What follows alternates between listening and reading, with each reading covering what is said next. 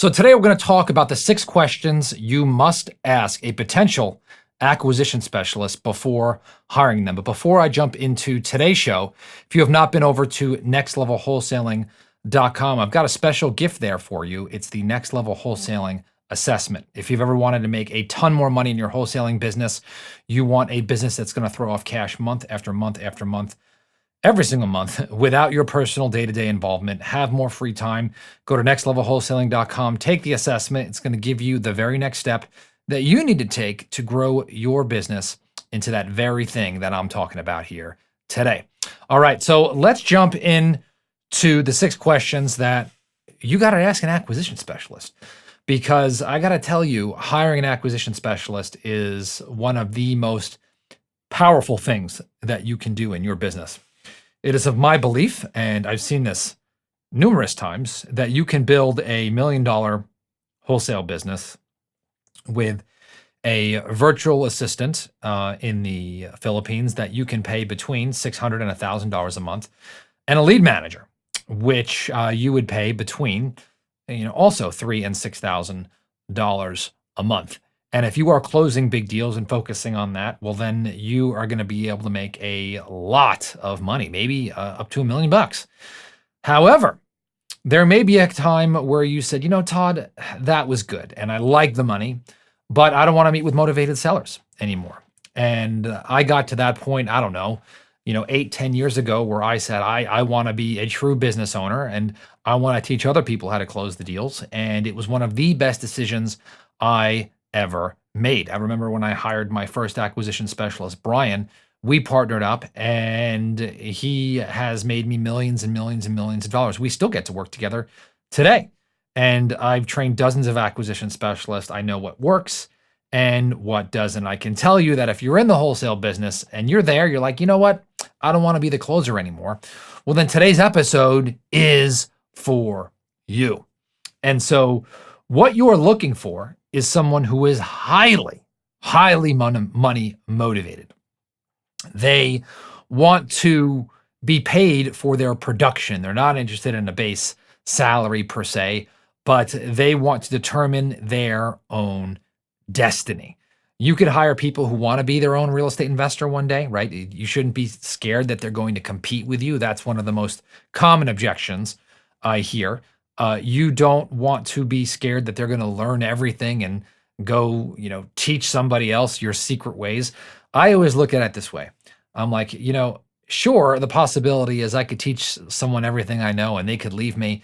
But what is the alternative, right? Well, I'm stuck doing deals day in and day out, day in and day out, day in and day out, and I got to tell you that, this month in just one of my markets, right? I have, 140,000 in just one of my markets that's closing in the past 3 weeks. And I didn't talk to the seller. I didn't talk to the buyer. I didn't send out the marketing. I didn't have to qualify the lead. And I didn't have to go to escrow or the title company to make that happen. All I did was saw the wire and coach my team along the way. So hiring an acquisition specialist is a big piece to that puzzle. So today I'll talk about 6 questions that you can ask a potential acquisition specialist. And there's reasoning behind all of these. So number 1 is, tell me an area of life that you have been successful. Now, there's a reason why I asked this question. Past performance, unlike stocks, when they advertise stocks, they say past performance is not a predictor of future results. People always mimic their past. Past performance is always a future predictor of results. Now, I can't guarantee you someone's going to be successful in your organization, but if someone has a pattern of being mediocre in their life, you are not going to rescue them. You're not going to change them. They're not going to become superhuman in your environment. And so you are looking for people who are already successful in a lot of things they've already done. Were they a 4-year athlete in high school or college? Were they the captain? Did they get promoted to a manager at the local ice cream shop that they worked out? Did they sell Cutco for knives or part of a multi-level marketing company in college? And they made $6,000 or $7,000 a month while they were in college selling steak knives. I don't care what it is, but I'm looking for people who do something really, really, really great with their lives. I've got a really good friend. His name is Evan. He's got a son, and his name is JT. And JT buys and sells cars. Now, JT's been buying and selling cars like since he was 13. And now he's 18. And literally, this kid has like between his inventory of cars and cash, he's got like over six figures in net worth. And so this kid has thrived in an area in his life. Now, if he wasn't a friend, I would say, I got to hire this kid. But I am looking for somebody who can show success in multiple areas of their life. I see a lot of my clients, when I first get to them, they struggle with acquisition specialists. And, it seems like they hired a friend who was like down on their luck, or like a friend who was like hopping from job to job to job, like, oh, well, so-and-so, can't just catch a break. And then they hire him. And what do you know? They got a mediocre acquisition specialist on their hands. So you are looking for the best, okay? Number 2 is tell me about a time that you thrived where you started from scratch. Okay, now what I love about this, let me tell you a time where I used to have acquisition specialists in our office. And we had 6 or 7 acquisition specialists in our office, and everyone starts from scratch. And we had one kid, we called him the bus. Why? Because he took the bus into work every day. And we had somebody else all the way up who had a MBA, so a 4-year college degree, and then an MBA from a local prestigious university. Long story short, the bus is on the phone, and the bus is, by the way, I'm not even sure he had a high school diploma. Bus is on the phone, closing deals, making it happen. And he is obviously hungry, on the phone, asking for help. And then I had Mr. MBA on the telephone. He wants to make 6 figures. He tells me he wants to make 6 figures. And he pulls me aside one day and he said he's struggling. And I'm like, what's going on? How can I help? Where do you need coaching? He's like, Todd, I'm sitting next to this guy over here, the bus, and I've got an MBA. Now, I got to tell you, my blood started to boil. Okay. My blood started to boil. And I said, you could take that degree and wipe your ASS with it. Okay. Because I felt like he was, disrespecting the bus a little bit. Right. But I also felt like he had this sense of entitlement. And so he could not get over the fact that he had to start from scratch and work his way up to the top. I want somebody who's going to come in and understand that they're at zero and they've got to make it happen. They've got to put the work. I'm going to support you. I'm going to train you. I'm going to pour into you. I'm going to give you everything I got. But you better match that. You better bring the heat. And you're starting at zero. You got to build momentum. It's going to take some time. So you got to understand that, right? So I love let's just say the kid who started out, didn't play Pee Wee football, shows up to the high school football team and gets his rear end kicked his freshman year. His second year, he's on the JV team and making it, maybe not playing all that much. Third year, he gets on varsity, playing a little bit. And fourth year, all of a sudden, a starter on the football team. Now, I love that. I love that because it takes humility to start at the bottom. But it also is a real predictor of success. Whenever you do anything new, whenever you take that jump, whenever you take this big, quantum leap in income, you almost always have to take a step back in your income earnings. I've seen that almost every single time. So I want to see someone who knows how to start from scratch. Number 3, I want to know, how do you work under stress? So I'll say, tell me about a time that you worked under stress.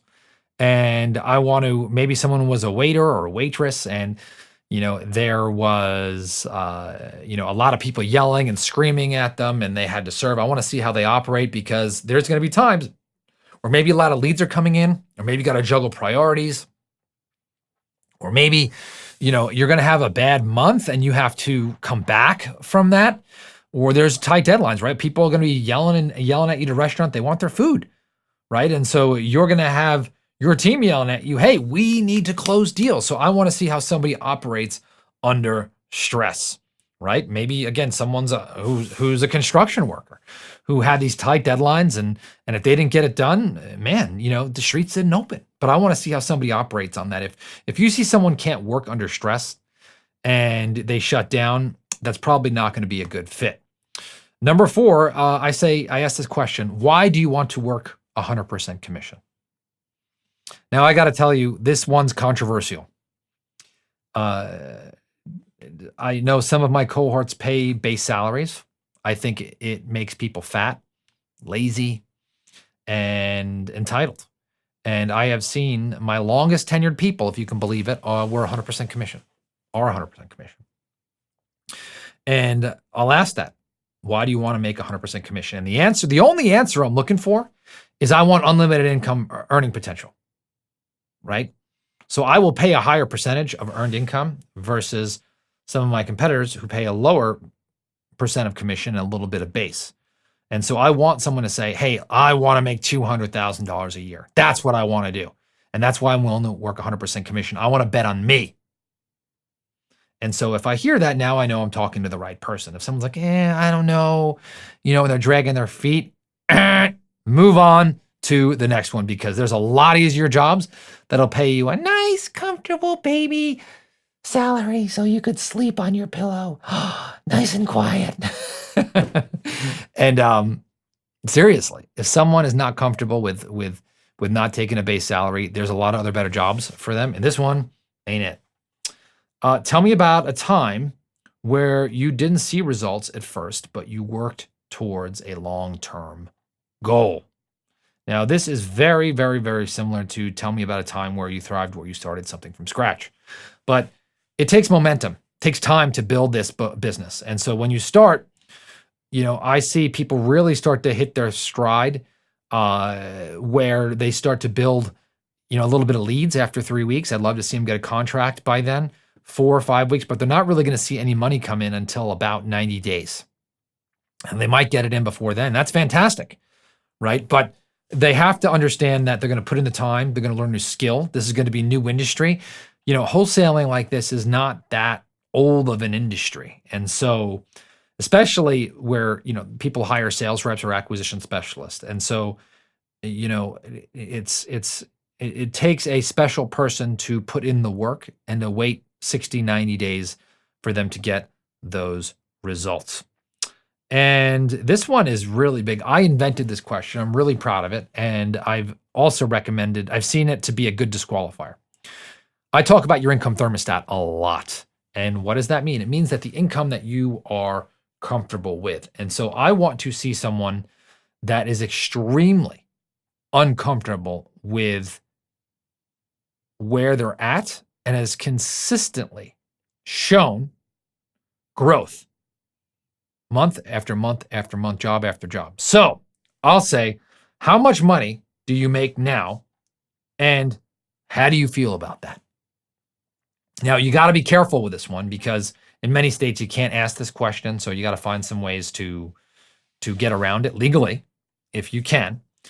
But if someone says, well, I make $35,000 a year now, and I'm extremely uncomfortable with that, I want to make 6 figures. I'll say, okay, great. Well, how long have you been making $35,000 a year? They're like, 5 years. I've been working at In-N-Out as a manager, and I want to make more money. I think In-N-Out actually pays more than that, but I'm just using that as an example. And I'll say, well, what did you do before that? Oh, well, I was a teacher, and how much you making there? Oh, about $35,000 a year. And how do you feel about that? Oh, I'm really uncomfortable with that. Well, actually, if you see someone that's been uncomfortable with their income and they've been making that same income for 10 years, guess what? They're going to be comfortable with it even after you hire them. Past performance is a predictor of future results. So you might be like, Todd, what are you talking about? Obviously, if they say they're uncomfortable with it, then you should hire them. No, I want them to say they're uncomfortable with it, but I want to see a pattern of growth. So, for example, let's say someone was a lifeguard in college. Hey, like I used to make $5,000 or $6,000 a summer, working really, really, really hard. I was uncomfortable with that though. So what did I do? Started bartending and working the door at this place called Uccello's during the fall and spring. This is in Grand Rapids, Michigan. Didn't grow up there, but that's where I went to school. And so now I had the summers and I had that. So, hey, guess what? Now I'm making about $10,000 a year. So then I started, I was uncomfortable with that. I wanted to make more money. I started personal training. All right. Now I'm making $25,000 my junior, senior year in college. And my, dad looks at me after I graduated college. He goes, son, is this what you want to do? I was working at a gym and I was like, no, I was uncomfortable with that. I quit. And then I got a sales job, right? Then I was making close to 6 figures, working a sales job a little bit. And then I started making more and more and more and more and more. And I'm still like that, right? I'm completely unsatisfied. But with each jump that you make, you are making more money. And you want to see that in your people. If they're just tired and they keep on doing the same thing year after year after year, they're probably not the right person. If you just see continuous growth, you might have a winner chicken dinner, baby. All right, so let's review these 6. 1, tell me areas that you have been successful. Number 2, tell me about a time you thrived when you started from scratch. 3, tell me how you work under stress. 4, why do you want to work 100% commission? 5, tell me about a time where you didn't see results at first, but you worked towards a long-term goal. And my favorite one, how much money do you make now and how do you feel about that? You're looking for someone who's dissatisfied and who has continually showed growth after month or position after position after position after position, because you want to see how people react to being dissatisfied. Don't forget to head on over to nextlevelwholesaling.com, download the assessment, and I will talk to you on the next episode.